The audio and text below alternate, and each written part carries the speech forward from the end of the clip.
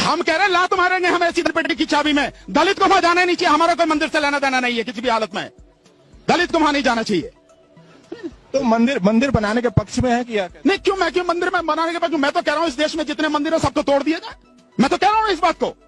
क्या मिलता है मंदिरों से? मंदिरों की बजाय इस देश में स्कूल बनाइए, कॉलेज बनाइए, लाइब्रेरी बनाइए, लोगों की शिक्षा मिलेगी, ये देश दुनिया में आगे पहुंच जाएगा। मंदिर बनाने से अंधविश्वास फैलता है, गंदगी फैलती है, लोगों के बीच घृणा फैलती है, और कुछ नहीं फैलता। आप बताइए एक मंदिर ने किसी ने धर्म का काम किया हो, किसी ने लोगों में शिक्षा का इस तरह से कोई काम किया हो? आप बताइए ना। मस्जिद के लिए भी ऐसे नहीं, मस्जिद वाले मस्जिद का जवाब दे। नहीं, मस्जिद के लिए भी ऐसा ही कहेंगे। कौन? वो भी नहीं रहना चाहिए। मस्जिद में क्या होता है? मस्जिद में केवल वो जाके अल्लाह की इबादत करते, नमाज पढ़ते हैं, वो और कुछ नहीं करते। मंदिर में, मस्जिद में जाके और कुछ नहीं करते। वो भी नहीं रहना चाहिए। कहाँ नहीं है? उनकी इबादत की जगह है, संविधान ने उनको अधिकार दिया है, वो रहना चाहिए।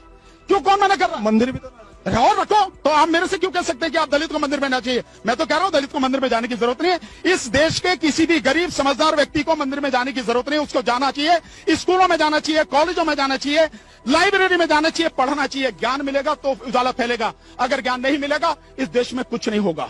जिस तरह से शिक्षा की हालत बना दी है इन्होंने, इस सरकार ने, आरएसएस ने, इस देश का बेड़ा गर्क होने वाला। नहीं, शिक्षा नहीं। डर है। किस बात का डर है? गिरफ्तारी हो रही है, 200 लोगों की गिरफ्तारी हुई। मैं कह रहा हूं 2000 लोगों की भी गिरफ्तारी हो, 2 लाख लोगों की भी गिरफ्तारी हो तो क्या फर्क पड़ता है? इंसाफ के लिए क्या कुर्बानियां दी नहीं है? ये दी नहीं जानी चाहिए। डरना किस बात? 25 साल से पूरे देश के लोगों को चैलेंज दे रहा हूं। चैलेंज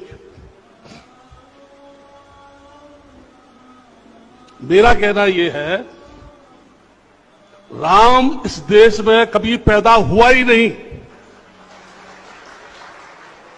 कोई भी देश का इतिहासकार, विश्व हिंदू परिषद हो, आरएसएस के भागवत हो, भागवत के और पिताजी हो, या कोई मनीषी हो, दार्शनिक हो, इतिहासकार हो, संत हो, साधु हो, शंकराचार्य हो, कोई भी ये सिद्ध करे कि राम यहां पैदा हुआ, मैं कहता हूं राम कभी यहां पैदा हुआ ही नहीं। ये जबरदस्ती ये कह रहे हैं कि राम यहां पैदा हुआ। चाहिए घर में माँ बाप बड़े हैं, उनको कोई पूछता नहीं है। उन्हीं को राम मानो ना, उन्हीं को सीता मानो ना। किसको सब फुर्सत है बताइए? राम में एक हवा बह रही है कि आप संभवतः विधानसभा का चुनाव लड़ सकते हैं। अरे नहीं, विधानसभा लोग दुनिया बोलने दीजिए, मुझे चुनाव से मतलब नहीं। मैं चाहता हूँ कि पब्लिक जागरूक हो जाए, पब्लिक जाग जाए। खेसारी को चुनाव लड़ने और नहीं लड़ने से मेरा रोजी रोटी ऐसा नहीं कि बंद हो जाने वाला। राम मंदिर से क्या होगा साहब? तो हमारे जब धंधे खत्म हो गए हैं, जब हमारे खेत खाली हो, हम खेती हमारी खत्म हो गई है, जब हमारे गांव खाली हो रहे हैं, तो ये मुद्दे है ना। धर्म के लिए थोड़ी बैठी है सरकार। जगह जगह लिंचिंग हो रहा है। सुएज में कितने मौतें हो रही हैं? सुएज में इस देश का नागरिक गटर में दूसरे के 5 एकड़ बोल रही है, किस आधार पर बोल रही है? तो ये कहाँ न्याय है? तो हमको तो लगता है कि सरकारी दबाव में आकर ये फैसला हुआ है। सपोर्ट नहीं देंगे। फैसले से खुश है या नहीं है? हाँ? फैसले से खुश है या नहीं है? खुश भी हैं और नहीं भी हैं। राम मंदिर बनने से क्या अनएम्प्लॉयमेंट खत्म हो जाएगा, चाइल्ड मेल न्यूट्रिशन खत्म हो जाएगा, फार्मर्स डिस्ट्रेस खत्म हो जाएगा। राम ये सब इलेक्शन के लिए, क्योंकि चुनाव आ रहा है इसीलिए चिल्ला रहे हैं। देखा था वहाँ पर मंदिर, और अगर मंदिर था भी वहाँ पर, और अगर उस वक्त आज इतने सालों पहले वहाँ मस्जिद बन गई थी, तो फिर से उसे तोड़ के आप क्यों बनाएंगे मंदिर? और अगर आपको बनाना, हिंदू खतरे में नहीं है, ये देश खतरे में है। ये देश खतरे में है मोदी जी, अमित शाह जैसे लोगों से, प्रज्ञा ठाकुर जैसे लोगों से। ये देश खतरे में है।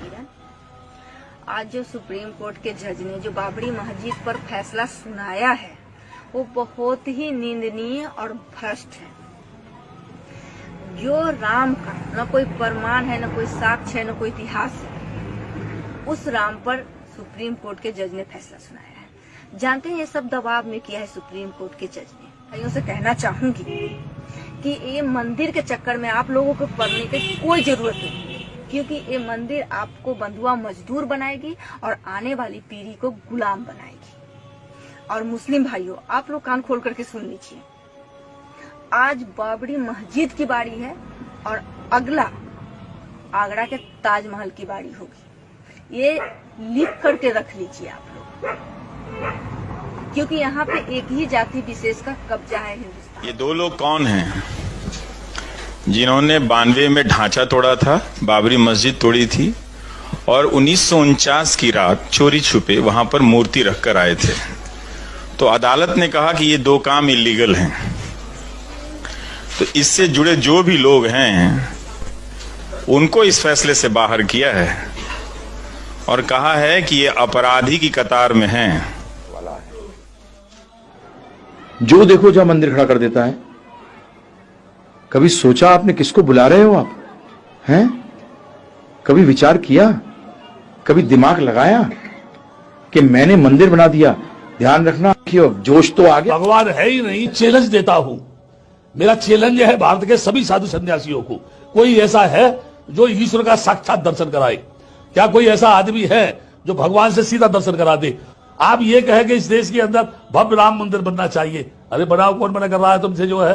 लेकिन याद रखो, कल्पना की धरा के ऊपर महल खड़े नहीं होते हैं, बालू के ढेर पर बिल्डिंग खड़ी नहीं होती है, शीशे के मकान में रहने वाले दूसरों पर पत्थर नहीं फेंकती है। अगर जितने भी मान लीजिए ईश्वर के मानने वाले लोग हैं, आस्थावान लोग हैं, तो मंदिरों में से मुकुट चोरी क्यों हो जाते हैं, जेवर चोरी क्यों हो जाते हैं, खजाने क्यों चोरी हो जाते हैं? क्या वो पुजारी जो बैठा हुआ है वो भगवान को नहीं मानता है? अगर कोई मुझसे पूछे तो मैं ये कहूंगा, जो ईश्वर विश्वास करने वाला है सही माने में वो ईश्वरवाद की दुहाई दे रहा है, लेकिन पक्का नास्तिक है, क्योंकि वो जानता है भगवान है ही नहीं, इसलिए वो सारी